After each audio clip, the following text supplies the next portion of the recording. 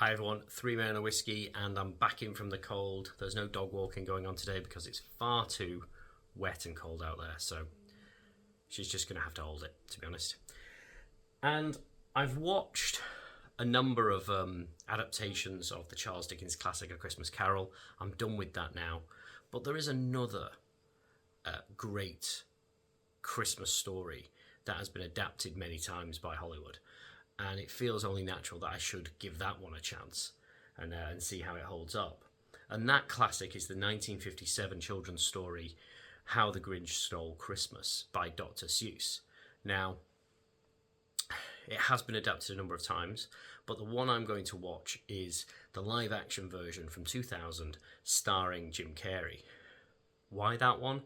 Two reasons, really. First one, it's Jim Carrey, an absolutely great comedian of his day, and like all great comedians, he had to go get his paycheck by being in a Christmas movie. They all do it. They all have to do it. It's part of what they sign up to when they agree to be a comedian, and this was his. And the second reason is because in the year 2000, I was going through a bit of a phase where when I watched movies at the cinema, I tended to like them. I wasn't particularly critical. I tended to just like everything I saw. And I did like this film.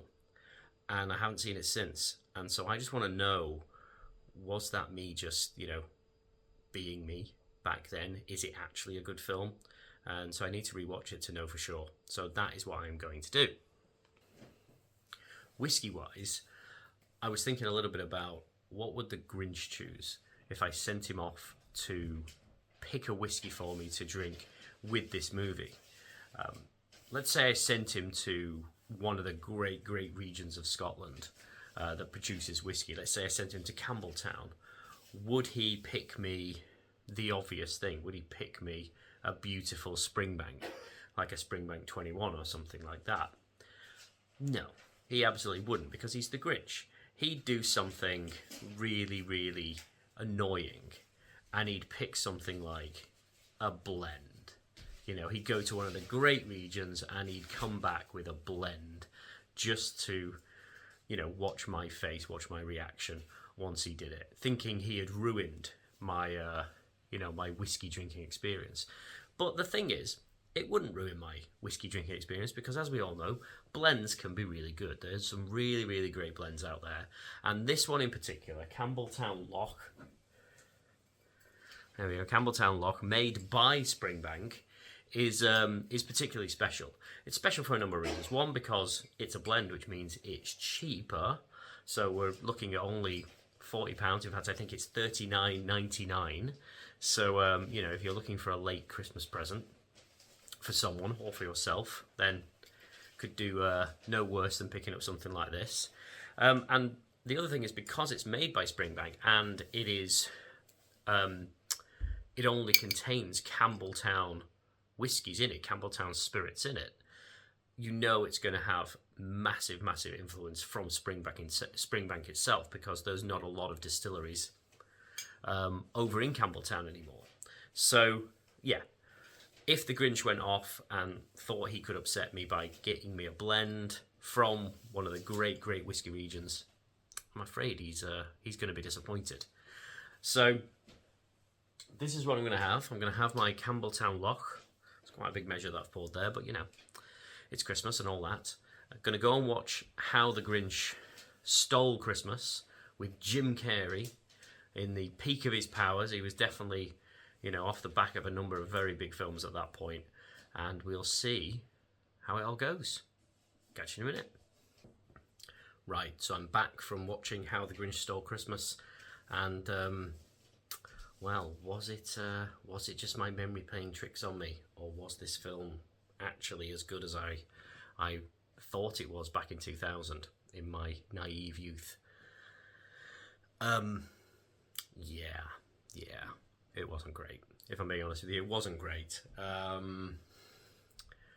Jim Carrey's very good in the role. I mean, he brings that Jim Carreyness to it, but it's a little bit like Will Ferrell, what I've talked about, when he is in certain roles, he just commands everything. It's just all about him, and that's no disrespect. But it's the same here. When Jim Carrey's on screen, as the Grinch, he's very good. Very, very good in the role. But this movie is an hour and 45, an hour and 50 long for what is effectively a very short story, a short children's story, so, which means it's stretched out beyond belief. It's just too long and isn't needed. It just isn't needed. All of the plot that's wrapped around it is just, filler more than anything else. And yes, it has all of the classic Christmas story things. It has the little kid who wants to kind of capture the spirit of Christmas. It has the Christmassy whimsical setting. It's got all of those things, but it just doesn't work for whatever reason. And again, I'm sure there's people out there who absolutely love this film, but yeah, I don't know what I was thinking back in 2000 when I thought this was cool. And maybe that's a part of it. I don't know. There's something about movies and TV shows from that era, that turn of the century, turn of the millennia era, where if you go back and watch stuff from then, you can tell, without looking it up, you can tell that these things are from the late 90s, early noughties. And that's not a good thing, right? Or not always a good thing.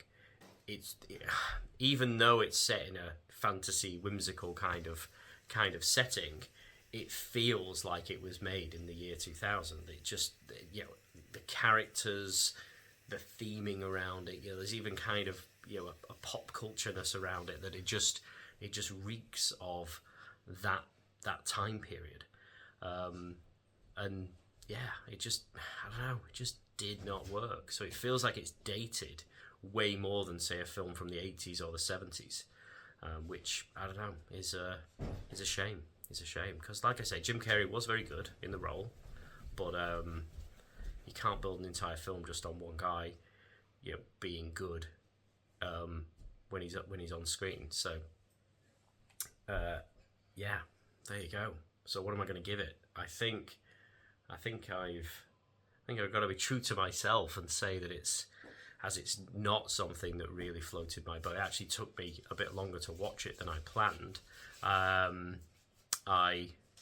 had to break it up. I watched it over two short sessions because I was just like bored.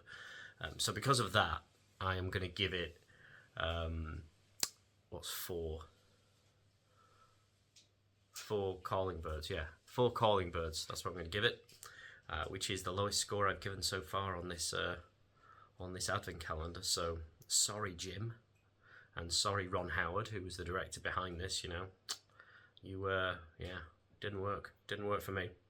The whiskey, however, did work. The whiskey was good. The whiskey was absolutely solid, and like I said, blends can be really high quality, and for the price of $39.99, it's really, really good. You get a lot of those springbank notes coming through, so there's a little bit of peatiness there, a little bit of the smoke, bit of that kind of, I don't know, seaweedy, is that the right word, or coastal feel to it on the nose and on the palate.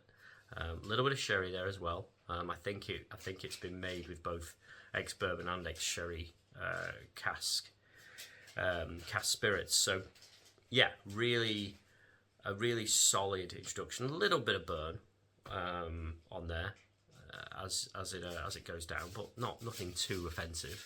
So it's still, for me, an absolutely solid buy. You could do no worse than picking this up for Christmas. So I'm going to give it a very healthy 8 out of 10, which goes some way to making up for my very, disappointed experience with How the Grinch Stole Christmas. So there we go. Who knew? Right. Please like, subscribe, all that usual stuff. And if you disagree with me on the Grinch, then please, let me know and we can chat about it. And you can explain to me why I am clearly wrong. I'll be back tomorrow with another classic. I'm going to go and watch a movie that is very short, and I think that probably serves it well. But until then, have a good one, and I'll see you soon. Cheers.